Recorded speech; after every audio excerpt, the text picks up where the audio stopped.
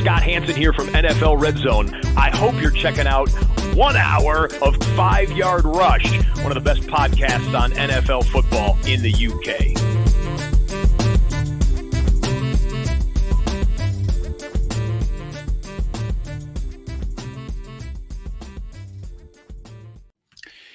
Hey there, Rush Nation. Here we are back with the Fantasy Football Bible Part 2. Time to wrap up the week with the last piece of content, the final 6 games from Week 8 to preview and break down all the fantasy relevant information. So we've got the late slate game, Sunday Night Football and Monday Night Football. So 6 games to preview, I believe. Might be 7, actually. Let's do the right count. 7. It's 7 games. So we're going to go through those 7 games, make sure we're all prepared and ready for the weekend. And we're going to kick it straight off with Seahawks v Bills. The Bills are favored by 3 in this one with an over under 46.5. Do expect the over to get hit here. I think it will be a case of Buffalo need to show a little bit more in terms of offensively. They probably haven't quite opened the taps, whether Seattle have been brilliant offensively, but perhaps struggling a little bit defensively. So can see this as an opportunity for these teams to really push on and make a case for being strong postseason candidates. So it should be a really, really good game and should have plenty of points as well and be good for fantasy as well. One thing to note is that DK Metcalf is questionable for this game. He is not in my ranks currently. I'm working on the assumption he will be missing, but keep an eye and monitor that information as we get closer to the time. But I'm working on the assumption he will not play as it stands this week. But obviously information can change. As we saw with Puka Nacua last night, I did not expect him to play. And yet there he was, and he was playing, and he was fantasy relevant, which we didn't expect. So it is, one of those things you just got to keep an eye on and keep up to date with the latest information. I'll start with the quarterbacks here, both fantasy viable. Josh Allen is quarterback 4 this week in my rankings. Geno Smith is quarterback 8 this week. Moving on to the running backs, I do have Kenneth Walker, who's carrying a questionable tag at 13, although I do think he could probably finish a little bit higher than that. So I've got him as a conservative 13, but can see that potentially changing as well. James Cook is at running back 23 here. I do have Charbonnet getting a little bit of work here because of that questionable tag. He's at running back 34. But we have seen it where Walker has had a tag and yet has been given all the workload. So I'm probably a little conservative just given where I am, and I might change these ranks just depending on how the practices go over the next couple of days. The wide receivers aren't ranked too highly in this game. As I said, DK Metcalf, I don't have practicing. I don't have in my ranks because I'm not sure he's going to be there. So I've got Jackson Smith and Jigba. He is my wide receiver 20, and he's the highest rated wide receiver in this game. I've got Khalil Shakir at wide receiver 36, and Amari Cooper wide receiver 42. Just think he's going to take a bit of time to build up and get used to the playbook. If you saw the touchdown he scored, I think Khalil Shakir was pointing. It wasn't him. Sorry, it was Keon Coleman was telling him like what route to run because he didn't know. It's those kind of quirky things. So he's at wide receiver 42 for me. Tyler Lockett, wide receiver 44. Tough matchup for him. Keon Coleman, wide receiver 60. As for the tight ends in this one, as I said, I'd probably be fading Dalton Kincaid. I had him early in my ranks in my top 12. I've actually faded him all the way down to 15. I don't think this is the best matchup and spot for him this week. So I'm just staying a little bit clear of him. So just one to be slightly wary on. I'm not worried about Noah Fant. He is what he is. He's a solid sort of kind of what I call semi-replacement player. You get you a safe floor, but there's no ceiling there. He's tight end 18. DSTs in this one, they're an interesting bunch. I do have Buffalo at 10. I do think that they can get some turnovers and do something, but I'm not overly keen on starting them if there's better options available. Seattle Seahawks at 26, don't need to go near them. And then as for the kickers, probably both of them are sits this week. Bass is at 18. Myers at 16, so definitely not ones you definitely need to be considering for fantasy football unless you've got them and you don't want to make any changes. Moving on to the next game, which is Chargers v Saints. Chargers are favored by 7 in this one, just to how banged up the Saints are. Over under 41 feels good. could even be a good candidate for the under at 41, given how stagnant that offense is for the Saints. And the Chargers aren't exactly putting up a boatload of points either, but the defense is very, very good. I expect the Chargers to just basically get in front, run the football load, and just basically see the game out. I don't expect them to get too flashy. I don't expect them to. There'd be very similar game plan to what we saw with the Broncos last week, where they'll control it on the ground because then they won't make the mistakes. We know that the corners and the back end of the New Orleans Saints is very strong, especially with someone like Marshawn Lattimore. So I wouldn't expect them to get cute at all when it comes to putting the ball in the air all that much. So I think Herbert for me is really down in my ranks, and not expecting him to get too cute with this at all. So I actually have him all the way down at 28, Spencer Rattler at 29. So I'm not starting any QB in this game. When we get to the running backs, the one thing I will say is that Alvin Kamara has been playing with a broken hand. So he is at RB11 for me this week. It has sort of stifled him a little bit, this lack of offensive production, but I expect that to get better in the next coming weeks. But still a wide receiver, a running back one for me. J.K. Dobbins is at 14 for me. Konami Vidal's one to own and keep an eye on. He's at 42. I expect his workload to increase as the weeks go on. Moving on to wide receivers. McConkey's my leading wide receiver in this game, and the only one I would play. He's at 25. Everyone else 45 and below is Chris Olave. I'm actually fading Chris Olave in this one. I don't want him in my starting lineups unless I can avoid it. He's got a questionable tag. He also doesn't have a great matchup, so I'm staying well clear of that one. And then also we haven't got much news on Taysom Hill other than I don't expect him to potentially be ready for this one. And even if he is, he's one that I'd be a bit cautious to start in this spot. So I think it's one to keep an eye on. I've got him out of my rankings as it stands right now, so I'm not trusting any of the tight ends in this one. So really it's all down to the DSTs. The Chargers I've got at 6. I do think that they will get some purchase against Spencer Rattler. The New Orleans Saints at 21. I don't expect Herbert to turn over the football. And then down to the kickers. I think it's going to be a week for, obviously, Cameron Dickery's at 7. But Blake Groupie, I think, will be really, really low down. He's at 26. So just things to keep an eye on when it comes to those situations. Really, in terms of this game, it's the running backs, the primary assets, and McConkey, and that's really all you need to know. Nice, simple game. Really try and fade as many of these players as possible. Moving on to Commanders v Bears. Bears are favored by 3, and I think this is to do with Jaden Daniels, and this could swing back the other way if Jaden Daniels is fit. The over-under is 43.5. I think when you do take Jaden Daniels out of this game, I think that's a fair line. I think the Bears favourite by 3 probably makes a lot of sense. They're coming off a bye. They're fresh, a big win in London against the Jags. They're really rolling, and there's a real cohesive unit there. With Washington, if Marcus Mariota plays, then the whole offense has to basically take a massive step down. And that's one really to be concerned about. So, it is ruled here by this injury, and it's one to monitor. I don't think Jaden Daniels is going to go. I haven't got him in my rankings as going, but stranger things have happened. So again, one to monitor.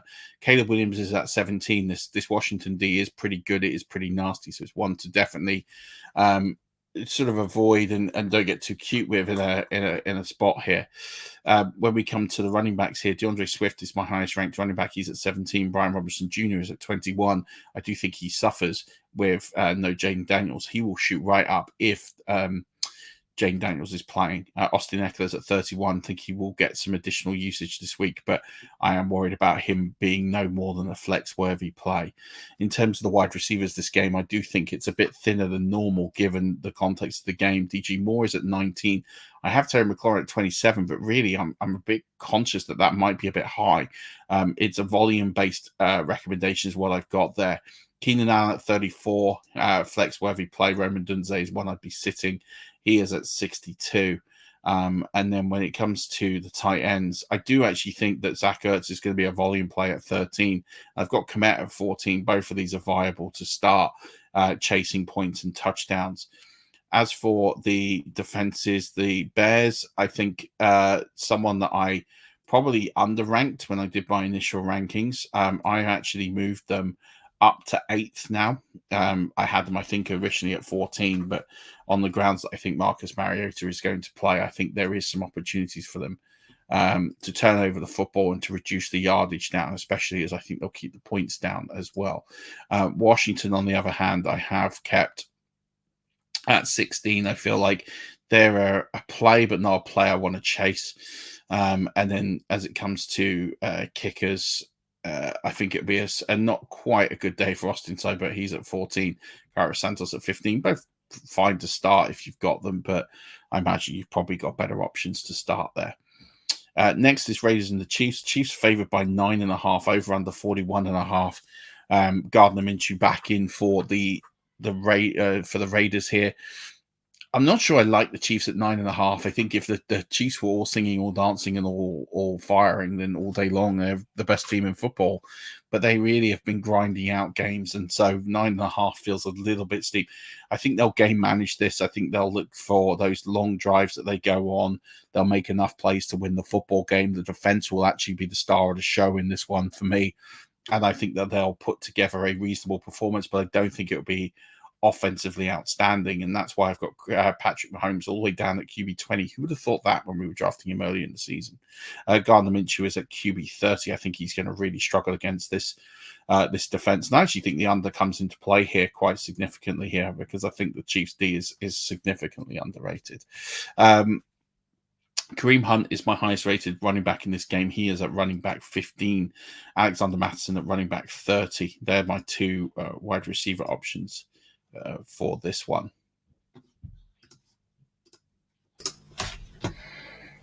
So when we're looking at the wide receiver options here for this game, given the fact that I've got I've got the quarterbacks ranked lowly, the wide receivers kind of follow suit. So Trey Tucker is my highest rated receiver at 41. Xavier Worthy is at 50. Hopkins, newly traded, of course, at 52. DJ Turner, 57. I'm just not confident that there's going to be a high value of wide receiver play in this game. So I'm quite happy to fade the whole lot. Although I do have Travis Kelce at 4 and Brock Bowers as my tight end 1. So I think all the passing game will go through the tight ends. I'm not expecting much through the wide receivers here, but I do like the Kansas City Chiefs DST. They're at 4 this week. Of course, you won't be playing the Raiders DST. And then the kickers as well. I've got Harrison Butker at 3, and I'm not starting. His name's just totally escaped me. I'm not starting Daniel Carson, nor have I at any point this week. This season. So yeah, keep those in your back pocket. Right, down to one of the biggest lines of the week: Broncos v Panthers. Broncos favored by 10.5 points, over under set at 41.5. And it's Bryce Young back for the Panthers this week, and this really does spell disaster for fantasy football. So this is another game, big blowout. I expect the Broncos to do most of this through the ground. I don't expect to do most of this in the air. I do have Bo Nix at 12, though. I do think he will get some passing volume, and there's definitely better matchups for him than there were last week against the Saints. So I do expect him to be able to navigate that and utilize people like Cortland Sutton a lot better, who have got much better matchups this week than they did last week.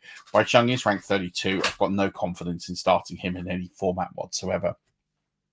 Moving on to the running backs here, I have Javonte Williams at 16, and I think it's only because I expect him to probably tape him off because they'll have such a big lead. I actually expect that they will cap him a little bit in the back end, and maybe Estime might get a run sort of in the fourth quarter in the garbage time.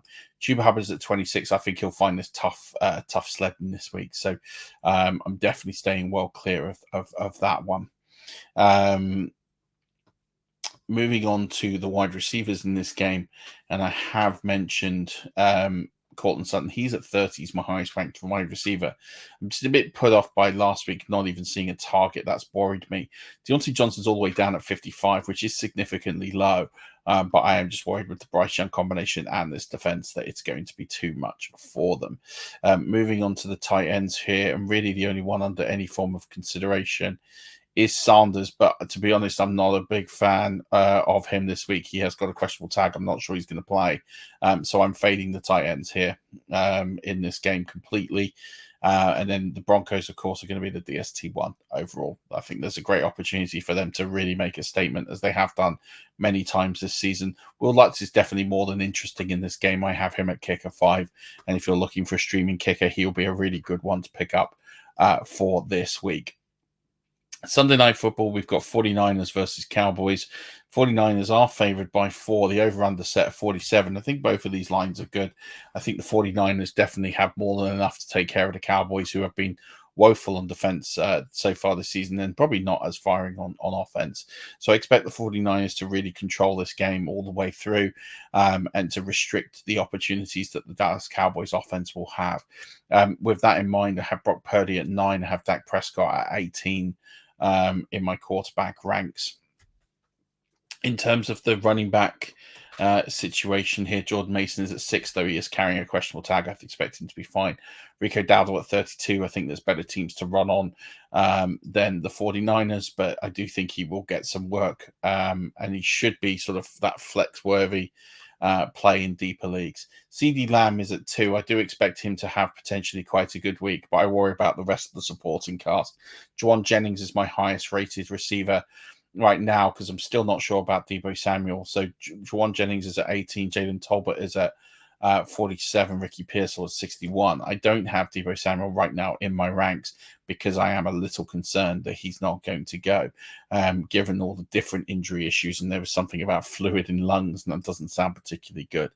George Kittle is my tight end 2 this week, and definitely feel pretty confident about that one. Trey McBride, Jake Ferguson is at 8. I feel pretty good about him as well. The 49ers DST, if you hold them, will be a good play this week. I have them at 14, but I still think that there's opportunities for turnovers that have happened and will happen. So I definitely do like them. I don't like the Dallas Cowboys DST at all this week. And then as for kicker, it looks like it's going to be Anders Carlson again. He is all the way down at 21 for me. I don't think he's going to kick many more than extra points, and unfortunately, he has a tendency to miss extra points as well. Brandon Aubrey is questionable due to potential jury service, but he is my kicker too. If he does go, I expect him to work that situation out. That moves us on to Tuesday or Monday Night Football Tuesday, the lowest over under of the week at just 36.5. It is Giants v Steelers. Steelers favored by 6. Again, for fantasy football purposes, this is going to be rough. As this late slate, I think for me, doesn't have a lot of high scoring points, and I don't think this is going to be a high scoring week in general, the way that some of these fixtures have lined up with injuries and whatnot. So I think the Steelers will batter the Giants. I think they'll take care of business and play that traditional Steeler football. I don't think they'll be quite as offensively potent as they were last week. So with that in mind, I have Russell Wilson at 21 in my quarterback ranks. I have Daniel Jones at 24. He's going to get roughed up, and I'm a bit concerned about it. And this could be the end of Daniel Jones if it doesn't go well here in Pittsburgh. Najee Harris is my highest rated running back. He's at 27. Tyron Tracy is at 35. Jalen Warren is at 38. Devin Singletary is at 52. It looks like he is being replaced bit by bit, and it's a frustrating time ahead. As for the wide receivers, Malik Neighbors is at 5. George Pickens is at 10. He sees a huge boost with Russell Wilson coming in. Wandale Robinson at 21 with volume-based flex play. Those 3 wide receivers will be absolutely fine. And then Pat Freiermuth is under some consideration here, but I wouldn't be playing him unless desperate. He is at tight end 19 this week. I'm staying well clear of all tight ends in this game, but I do like the Pittsburgh Steelers D. They are at 2 this week. And spare thought for Boswell, you could start him He is kicker 13, but he's been outperforming that most weeks, so I don't feel too bad about starting him in this spot at all. That's going to do it for the Bible. That's every fantasy relevant player. Keep an eye on the injury reports. Keep an eye on everything that you need to know. Any questions, feel free to add some comments and chat, and I'll try and reply to them over the weekend. But until then, Rush Nation, don't forget, as always, keep rushing.